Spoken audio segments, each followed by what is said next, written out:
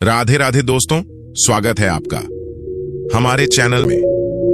एक समय की बात है, प्रीतनगर के राजा सोनभद्र एक दिन शिकार खेलने के लिए जंगल में गए। शिकार खेलते खेलते वो जंगल में बहुत ही दूर निकल गए।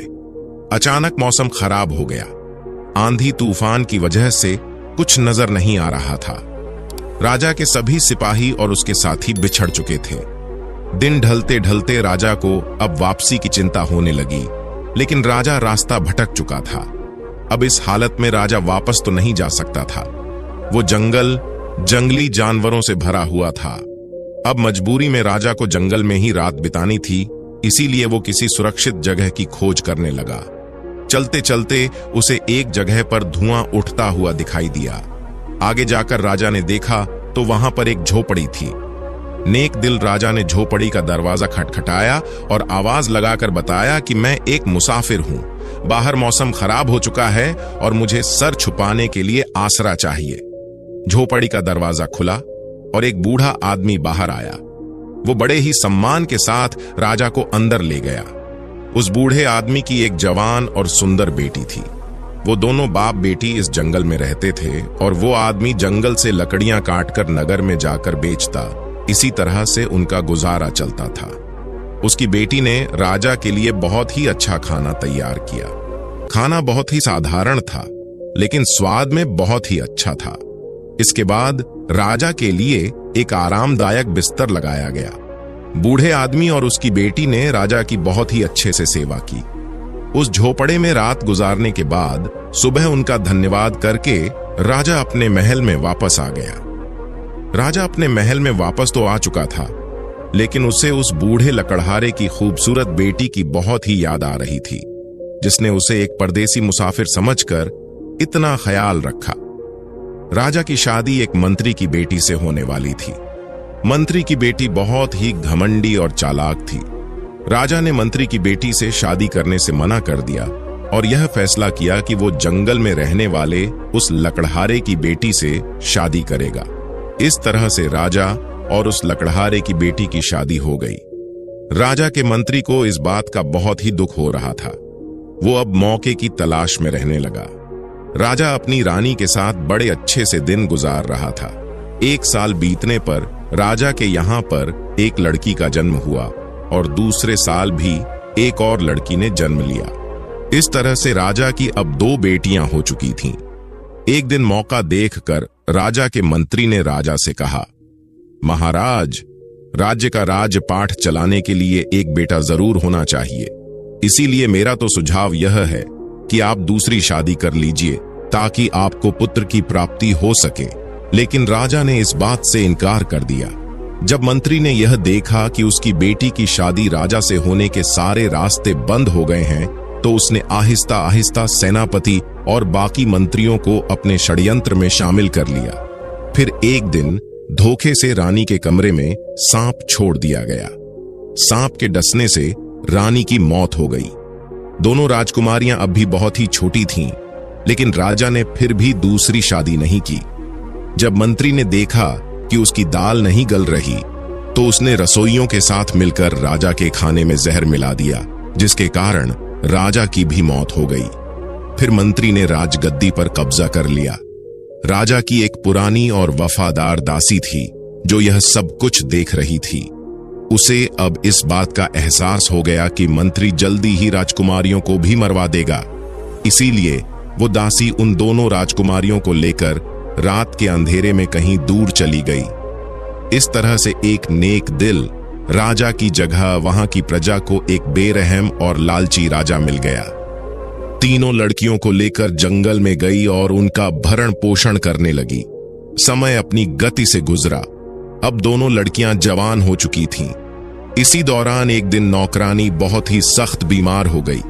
जब उसने अपनी मौत को नजदीक देखा तो दोनों लड़कियों को अपने पास बुलाया और उन्हें बताया कि असल में वो दोनों राजकुमारियां हैं और उनके मां बाप के साथ क्या हुआ वो सब भी राजकुमारियों को बताया।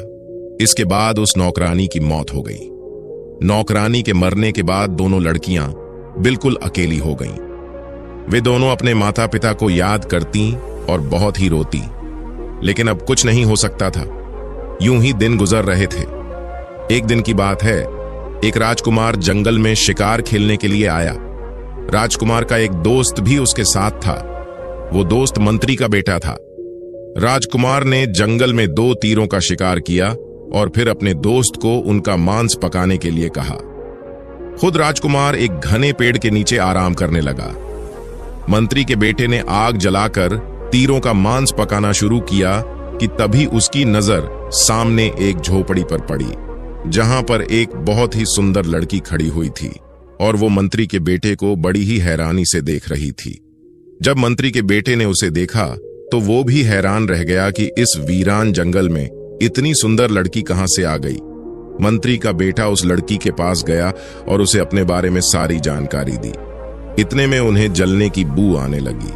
मंत्री का बेटा भागकर वापस आया तो देखा कि जो मांस वो पका रहा था वो जल चुका था। अब वो बहुत ही परेशान हो गया तो लड़की कहने लगी, हटो, मैं तुम्हारे लिए यह तीतर पका देती हूं। फिर उसने मांस पीकर मंत्री के बेटे को दे दिया। राजकुमार, जो कि बहुत ही देर से इंतजार कर रहा था, सोच रहा था कि मेरे दोस्त ने इतनी देर क्यों लगा दी। पहले तो वो इतनी देर कभी नहीं लगाता था। मंत्री का बेटा जब पका हुआ मांस लेकर वापस आया, राजकुमार ने जब वो खाया तो वो हैरान रह गया और मंत्री के बेटे से पूछा, आज तुमने इतना स्वादिष्ट मांस कैसे पका लिया? आज से पहले तो तुम्हारे हाथ में इतना स्वाद नहीं था। तब मंत्री के बेटे ने उसे यह बताया कि यहां से थोड़ी ही दूरी पर एक झोपड़ी है जहां एक खूबसूरत लड़की रहती है। उस लड़की ने यह मांस पका कर दिया है क्योंकि मैं तो सिर्फ उसे ही देखता रह गया। दूसरी तरफ छोटी राजकुमारी जब वापस अपनी झोपड़ी में आई, जो कि नदी पर कपड़े धोने के लिए गई हुई थी, तो बड़ी राजकुमारी ने उसे मंत्री के बेटे का सारा किस्सा सुनाया कि कैसे वो मुझे देखता ही रह गया। तब छोटी बहन ने बड़ी बहन से कहा, तुम देखना, वो अब राजकुमार को लेकर वापस आएगा और तुम इतनी सुंदर हो कि राजकुमार तुम्हें पसंद कर लेगा। तुम राजकुमार के साथ चली जाना और उसके साथ शादी कर लेना, लेकिन उसे मेरे बारे में मत बताना। बड़ी राजकुमारी ने सारी बात सुनी तो कहने लगी, नहीं, मैं तुम्हें छोड़कर कहीं नहीं जाऊंगी। तब छोटी राजकुमारी ने उसे समझाते हुए कहा, देखो बहन, मैं भी तुम्हारे पीछे ही आऊंगी, पर हमारा यह रिश्ता अब इस दुनिया के सामने नहीं आना चाहिए। यह कहते हुए वो बाहर गई। जब वो वापस झोपड़ी में आई तो उसके पास बहुत ही छोटे छोटे सफेद फूल थे। वो फूल उसने अपनी बड़ी बहन को देते हुए कहा, जब राजकुमार तुम्हें लेकर जाएगा तो तुम सारे रास्ते यह फूल एक एक करके गिराती रहना। इस तरह से मैं इन फूलों का पीछा करते हुए तुम तक पहुंच जाऊंगी। सारी बात समझाने के बाद छोटी बहन झोपड़ी से बाहर निकलकर एक पेड़ के पीछे छुप गई। इतने में राजकुमार मंत्री के बेटे के साथ वहां पर आ गया। जैसे ही उसकी नजर बड़ी राजकुमारी पर पड़ी, वह उसे देखकर उसे प्रेम करने लगा। राजकुमार ने पूछा, आप इस जंगल में अकेली क्यों रहती हैं? राजकुमारी अपनी छोटी बहन के द्वारा समझाई हुई बातें राजकुमार को बताने लगी और कहने लगी, मैं यहां पर अपने माता पिता के साथ रहती थी। मेरी मां की तो मौत हो चुकी थी, जबकि मेरे पिता एक लकड़हारे थे। जंगल से लकड़ियां काटकर उन्हें बेचकर हम लोग गुजारा करते थे। कुछ दिन पहले ही मेरे पिता की भी मौत हो गई। अब इस दुनिया में मेरा कोई नहीं है, इसीलिए मैं अकेली ही रहती हूं। राजकुमार ने जब यह सुना तो फौरन राजकुमारी के सामने शादी का प्रस्ताव रख दिया और अपने साथ चलने के लिए कहने लगा। राजकुमारी उसके साथ जाने के लिए तैयार हो गई। चलते समय राजकुमारी ने एक गठरी उठा ली जिसमें सफेद फूल थे। राजकुमार ने उसे अपने साथ अपने घोड़े पर बिठा लिया और वे लोग चलने लगे। रास्ते में बड़ी बहन एक एक करके वो सफेद फूल गिराती जा रही थी। दूसरी तरफ छोटी राजकुमारी पेड़ की ओर से बाहर निकली और उन सफेद फूलों का पीछा करने लगी। राजकुमार बड़ी बहन को लेकर सीधा महल में पहुंचा और अपने माता पिता के पास लेकर गया। उसने अपने माता पिता को सारी बात बताई और यह भी कहा कि वो इस लड़की से प्रेम करता है और इसी के साथ दूसरी शादी करना चाहता है। असल में राजकुमार की पहले भी एक पत्नी थी, लेकिन वो बहुत ही घमंडी और नकचढ़ी थी। उसकी मां भी उसके साथ ही महल में रहती थी। साथ ही वो अभी तक राजकुमार को कोई संतान नहीं दे पाई थी। शायद इसीलिए राजकुमार ने दूसरा विवाह किया था। जब उन दोनों को पता चला कि राजकुमार दूसरी शादी करने वाला है तो उन्हें बड़ा ही गुस्सा आया। पर वे दोनों जानती थीं कि राजकुमार जिस बात की ठान लेता है वो करके ही रहता है। इसीलिए उसने शादी के लिए बनावटी खुशी का इजहार किया और कहने लगी, कितनी खुशी की बात है कि राजकुमार की एक बार फिर से शादी होगी और हम दोनों तो सौतन नहीं बल्कि बहनें बनकर रहेंगी। जब राजकुमार की पहली पत्नी ने शादी पर कोई ऐतराज नहीं किया तो बाकी सभी लोग भी राजी हो गए। दूसरी तरफ छोटी बहन वो फूलों का पीछा करते हुए नगर में आ चुकी थी। पूरे नगर में उत्सव का माहौल बना हुआ था। छोटी बहन ने एक बूढ़ी औरत से पूछा, अम्मा क्या बात है, हर तरफ रौनक लगी हुई है? तो बूढ़ी अम्मा ने बताया, हमारे राजकुमार को जंगल से एक बहुत ही प्यारी लड़की मिली है और राजकुमार उसके साथ शादी करने वाला है, इसीलिए सारे नगर में उत्सव मनाया जा रहा है। फिर छोटी बहन ने उस बुढ़िया से पूछा, अम्मा क्या मुझे यहां पर कोई काम मिल सकता है? मैं गांव से आई हूं और मेरे मां बाप नहीं हैं, रहने के लिए कोई आसरा भी नहीं है। बूढ़ी औरत कहने लगी, काम तो मिल सकता है क्योंकि आजकल महल में बहुत ही काम है और मैं भी वहीं पर जा रही हूं। उस बूढ़ी औरत की एक बेटी थी जो कुछ दिन पहले ही बीमारी के कारण मर चुकी थी। बुढ़िया ने छोटी राजकुमारी से कहा, मुझे तुम्हें देखकर अपनी बेटी की याद आ रही है।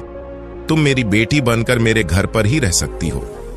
असल में यह बूढ़ी औरत अपनी जवानी में महल में नौकरानी का काम करती थी। अब बुढ़ापे की वजह से वो ये काम छोड़ चुकी थी। राजकुमारी ने कहा, ठीक है अम्मा, मैं तुम्हारे घर में ही रहूंगी, लेकिन मैं काम करना चाहती हूं। क्या तुम महल में मुझे कोई काम दिलवा सकती हो? बूढ़ी औरत राजकुमारी को लेकर महल की तरफ चल दी, जहां हर तरफ खुशियों का माहौल था। बूढ़ी अम्मा जब उसे लेकर महल में पहुंची तो सामने से राजकुमार की पहली पत्नी आती हुई दिखाई दी। वो उस बुढ़िया को अच्छी तरह से जानती थी। बुढ़िया ने उसे प्रणाम किया और कहने लगी, ये मेरी भांजी है और आज ही गांव से आई है।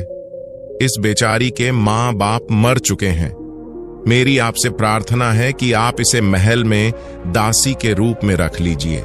राजकुमार की पहली पत्नी ने छोटी बहन को बड़े ही ध्यान से देखा और फिर उसे लेकर अपने कमरे में चली गई। कहने लगी, सुनो लड़की, तुम इतनी दूर अपने गांव से यहां पर काम करने के लिए आई हो। मुझे लगता है कि तुम्हें अपनी गरीबी मिटाने के लिए धन की आवश्यकता होगी।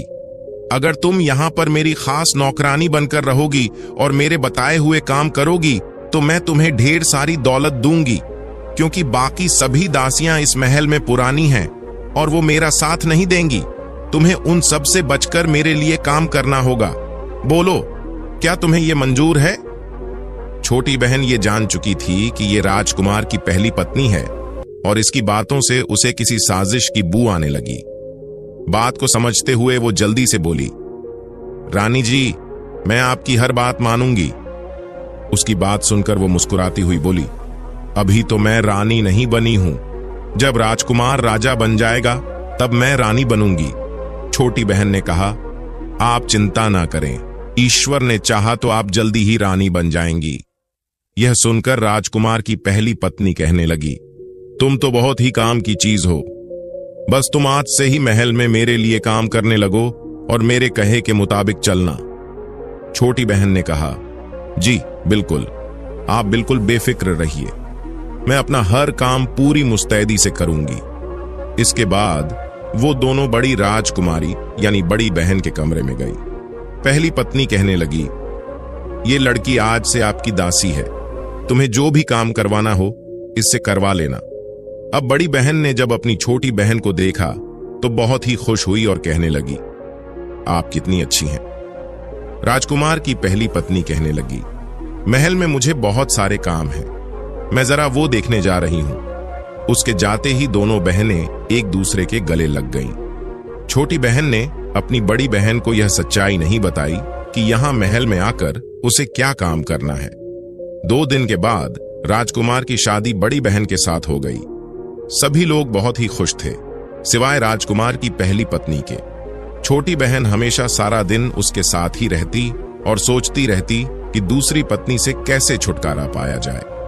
कुछ दिनों के बाद बड़ी बहन गर्भवती हो गई। ये खबर राजकुमार की पहली पत्नी के लिए बहुत ही बुरी थी, क्योंकि अब तक वो राजकुमार को संतान ना दे सकी थी। दूसरी तरफ राजा, रानी और राजकुमार बहुत ही खुश थे। अब तो बड़ी बहन का और भी ज्यादा ख्याल रखा जाने लगा। इधर छोटी बहन राजकुमार की पहली पत्नी के साथ मिलकर ये सोचने में लगी हुई थी कि क्या किया जाए। अब छोटी बहन भी बहुत ही परेशान रहने लगी। एक दिन मौका देखकर उसने अपनी बड़ी बहन से कहा, हमें महल छोड़कर कहीं दूर चले जाना चाहिए।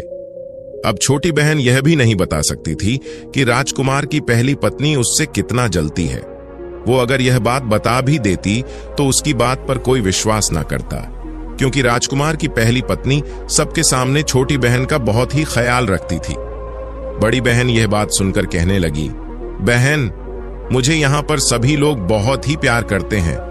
मैं तो तुम्हें उसी समय कह रही थी कि तुम भी मेरे साथ महल में चलो, लेकिन तुम नहीं मानी और तुमने ही कहा था कि अपना और मेरा रिश्ता सबसे छुपा कर रखना। तुम अगर कहो तो मैं अभी के अभी राजकुमार को सारी बात बता देती हूं कि तुम मेरी बहन हो।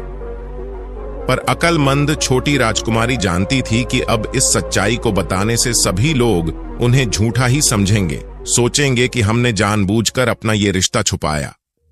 और यह भी हो सकता है कि वे लोग हम दोनों बहनों को षड्यंत्रकारी या जासूस समझें।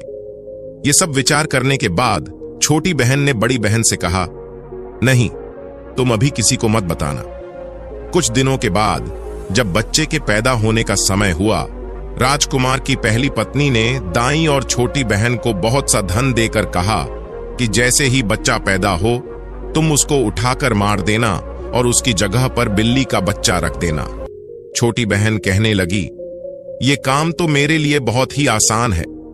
फिर जब बच्चे ने जन्म लिया तो दाई ने बेहोश मां यानी कि बड़ी रानी के पास से बच्चे को उठाया और छोटी बहन को दे दिया और ये कहा कि इसे ले जाकर मार दो और उसकी जगह पर बिल्ली के बच्चे को रख दो। छोटी बहन ने जल्दी से बच्चे को कपड़े में लपेटा और छिपते छिपाते पिछले रास्ते से अपने घर पहुंच गई। उसने बूढ़ी अम्मा को वो बच्चा देते हुए कहा, अम्मा, यह बच्चा मेरी बड़ी बहन का है। यह बात तुम किसी को मत बताना। इसे बकरी का दूध पिलाकर पालो, मैं शाम तक इसको आकर संभालती हूं। बुरी अम्मा ने उससे कोई सवाल नहीं किया, क्योंकि वो बहुत ही जल्दी में थी। छोटी बहन जब महल में वापस आई तो देखा कि महल में कोहराम मचा हुआ था। दाई ने सबको ये बताया था कि राजकुमार की दूसरी पत्नी ने इंसान की जगह बिल्ली के बच्चे को जन्म दिया है। ये खबर सुनकर सब लोग हैरान थे और दुखी भी। बड़ी बहन रोती जा रही थी और कह रही थी कि यह सब झूठ है, लेकिन किसी ने उसकी बात नहीं मानी और ना ही उससे कोई बात कर रहा था। छोटी बहन ने एक बार फिर से अपनी बड़ी बहन को कहा, तुम मेरे साथ चलो, हम इस महल को छोड़कर अपनी दुनिया बसाएंगे। पर वो नहीं मानी और कहने लगी कि वो राजकुमार से बहुत ही प्यार करती है, इसीलिए वो राजकुमार को छोड़कर कहीं नहीं जाएगी। छोटी बहन रोते हुए वापस अपने घर आ गई और उसने बूढ़ी अम्मा को सारा किस्सा सुनाया। इस पर अम्मा ने कहा, बिटिया, अब जो होना था वो हो चुका। हम दोनों मिलकर इस बच्चे को पालेंगे। समय आने पर ईश्वर ने चाहा तो सब कुछ ठीक हो जाएगा। कुछ समय बीता। इस दौरान राजा की तबीयत खराब हुई और उसकी मौत हो गई। अब राजकुमार का राज तिलक कर दिया गया और उसे राजा बना दिया गया। अब राजपाट की सारी जिम्मेदारी राजकुमार और उसकी दोनों रानियों ने संभाल ली। एक बार फिर से बड़ी बहन गर्भवती हुई। अब की बार बड़ी रानी ने छोटी बहन को बहुत सा इनाम दिया और कहा कि इस बार तुम बच्चे के जन्म पर उसकी जगह कुत्ते के बच्चे को रख देना। इस पर छोटी बहन कहने लगी, इस बार ऐसा ना कीजिए बड़ी रानी जी, क्योंकि आपके भी कोई संतान नहीं है और राजा को भी उत्तराधिकारी की जरूरत होगी। बड़ी रानी गुस्से में आकर कहने लगी, अगर तुझे यह काम नहीं करना तो मत कर, मैं यह काम किसी और से करवा लूंगी। इस पर छोटी बहन तुरंत बोली, अरे नहीं रानी जी, मैं तो सिर्फ मजाक कर रही थी। छोटी बहन एक बार फिर से अपनी बड़ी बहन को समझाने लगी कि यहां से चले चलो, पर बड़ी बहन कहने लगी कि अब तो मैं रानी बन चुकी हूं और मुझे लगता है कि तुम मुझसे जलने लगी हो। छोटी बहन अपनी बड़ी बहन की इस बात पर मन ही मन दुखी हो रही थी। बच्चे के जन्म का समय आया तो एक बार फिर से छोटी बहन ने बेहोश मां के पास से बच्चा उठा लिया और दाई ने उसकी जगह पर कुत्ते का बच्चा रख दिया। छोटी बहन पहले की ही तरह से पिछले दरवाजे से बच्चे को लेकर अपने घर में आ गई। बच्चे को बुरी अम्मा को सौंपकर वो खुद उल्टे पांव वापस महल में जा पहुंची। महल में आकर उसने देखा कि एक बार फिर से कोहराम मचा हुआ था। बड़ी रानी कहने लगी, मुझे तो यह औरत लगती ही नहीं। पहली बार इसने बिल्ली के बच्चे को जन्म दिया और दूसरी बार कुत्ते के बच्चे को। मैं तो कहती हूं कि इसे कारागार में डाल दिया जाए, वरना अगले साल न जाने ये क्या पैदा करेगी। राजा भी अब इन सब बातों से परेशान हो चुका था। उसने अपने दोस्त को बुलाया, जो कि अपने पिता की जगह अब मंत्री बन चुका था। उसे आदेश दिया कि छोटी रानी को तुरंत कारागार में डाल दिया जाए। मंत्री ने राजा को समझाने की बहुत ही कोशिश की कि ना जाने मुझे क्यों लगता है कि छोटी रानी निर्दोष है, लेकिन राजा ने उसकी एक ना सुनी। आखिरकार छोटी रानी को कारागार में डाल दिया गया। अब तो बड़ी रानी बहुत ही खुश थी, क्योंकि सारी चीजें उसके मन के मुताबिक हो रही थीं। दिन बीतने लगे। राजा को कभी कभी अपनी छोटी रानी की याद आती थी, पर साथ ही जब उसे बिल्ली और कुत्ते के बच्चे के बारे में याद आता तो वो अपनी रानी से नफरत करने लगता। दूसरी तरफ छोटी बहन ने बड़ी रानी से कहा कि अब उसकी शादी होने वाली है, इसीलिए वो महल के काम को छोड़कर जा रही है। रानी को दासियों की कोई कमी तो थी नहीं। छोटी बहन अब बूढ़ी मां और दोनों बच्चों को लेकर जंगल में अपनी उस झोपड़ी में वापस आ गई। वहां पर वे उन दोनों बच्चों को पालने लगे। 5 साल के बाद एक दिन राजा अपने मंत्री के साथ जंगल में शिकार खेलने के लिए आया। राजा और उसका मंत्री दोनों अपने घोड़े को नदी के किनारे पानी पिलाने के लिए गए। अभी वो पानी पी रहे थे कि क्या देखते हैं कि वहां पर बड़े ही सुंदर 2 बच्चे आए, जिनके पास लकड़ी के घोड़े थे। आते ही वे दोनों बच्चे अपने लकड़ी के घोड़े को पानी पिलाने लगे और साथ में वो एक गाना भी गा रहे थे, काठ का घोड़ा, लोहे की लगाम, चल पानी पी ले, ओ मेरे गुलाम। राजा को यह सब देखकर बड़ी ही हैरानी हुई और वो उनके पास गया। उनसे पूछने लगा, प्यारे बच्चों, क्या लकड़ी के घोड़े भी कभी पानी पीते हैं और क्या लोहे की भी कभी लगाम होती है? इस पर बच्चे कहने लगे, अगर एक औरत कुत्ते के बच्चे को और बिल्ली के बच्चे को जन्म दे सकती है तो एक ना एक दिन ये लकड़ी के घोड़े भी पानी पिएंगे। ये सुनकर राजा और मंत्री दोनों हैरान रह गए। राजा ने बच्चों से पूछा कि ये बात तुम्हें किसने सिखाई? इस पर बच्चे बोले, हमारी मौसी ने। राजा ने कहा, बच्चों, मुझे अपनी मौसी के पास ले चलो। बच्चे राजा और मंत्री को उसी झोपड़ी पर ले आए जहां कुछ सालों पहले राजा आया था और बड़ी बहन को अपने साथ ले गया था। राजा ने जब वहां पर अपने महल की पुरानी दासी को देखा तो चौंक गया और पूछने लगा, लड़की, यह बच्चे कौन है और यह सब क्या मामला है? छोटी बहन ने राजा से कहा, आप कुछ साल पहले यहां से जिस लड़की को लेकर गए थे, मैं उसी की बहन हूं। मुझे इस बात का अंदेशा था कि राजमहलों में अक्सर साजिशें की जाती हैं, षड्यंत्र रचे जाते हैं। राजा ने पूछा, तुम्हें पहले से यह अंदेशा क्यों था? वो कहने लगी, हम भी कोई साधारण लोग नहीं हैं, बल्कि हम दोनों बहनें राजकुमारियां हैं। हमारे पिता भी आपकी ही तरह से राजा थे। वो एक बार जंगल में शिकार खेलने आए थे और रास्ता भूलकर मेरे नाना के घर, जो कि एक लकड़हारे थे, उनके पास आसरा ढूंढते हुए आए। वहीं पर उनकी मुलाकात हमारी मां से हो गई। वे दोनों एक दूसरे को पसंद करने लगे और फिर दोनों ने शादी कर ली। लेकिन महल में न सिर्फ हमारी मां के खिलाफ षड्यंत्र रचा गया, बल्कि हमारे पिता को भी उसका शिकार होना पड़ा और इस तरह से षड्यंत्रकारियों ने हमारे माता पिता को मार डाला। हमारे महल की एक दासी हम दोनों को यहां पर ले आई। इसके बाद हम इस जंगल में रहने लगे। इसीलिए मैंने अपनी बहन से कहा था कि वो हमारे रिश्ते के बारे में किसी को ना बताए। अगर महल में सब कुछ ठीक ठाक चल रहा होता तो मैं कुछ ही समय के बाद सभी को सच्चाई बता देती। लेकिन महल में पहुंचते ही मुझे इस बात का पता लग गया था कि बहुत ही जल्दी मेरी बड़ी बहन के खिलाफ भी साजिश होने वाली है, क्योंकि आपकी पहली पत्नी ने भाग्यवश मुझे ही ये सब काम करने के लिए चुना था। वो ये नहीं जानती थी कि जिसके साथ मिलकर और जिसके खिलाफ वो साजिश कर रही है वो दोनों आपस में बहनें ही हैं।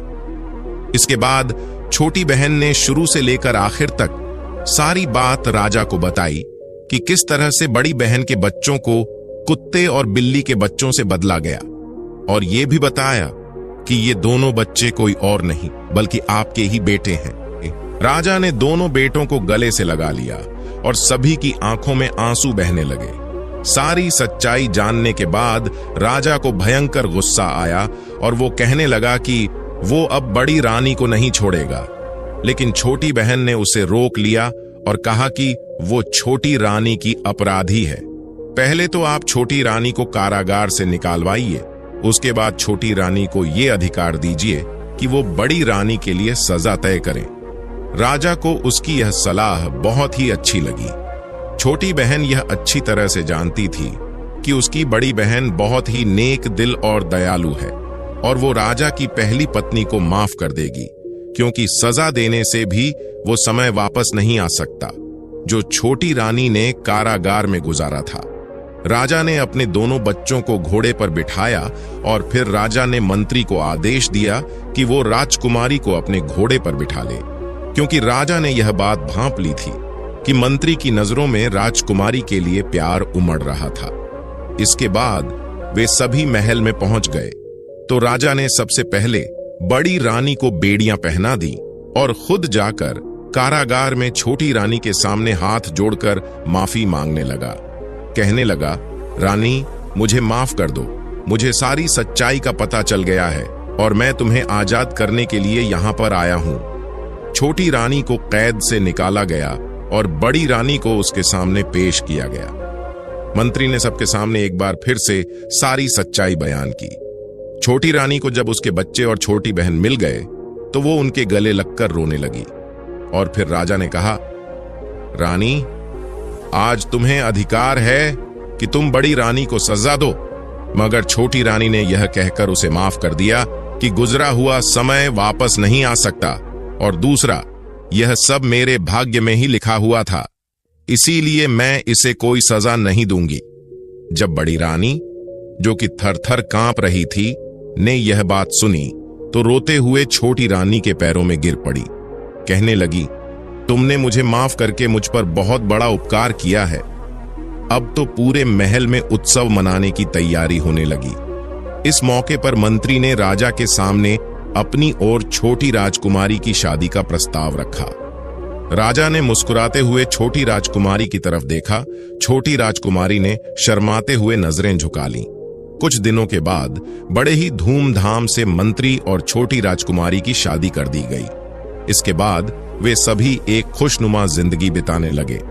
तो दोस्तों, अगर आपको आज की कहानी अच्छी लगी तो चैनल को सब्सक्राइब करके हमें सपोर्ट कर दीजिए और कमेंट्स में राधे राधे लिखना न भूलना। फिर मिलते हैं एक नई कहानी के साथ। राधे राधे।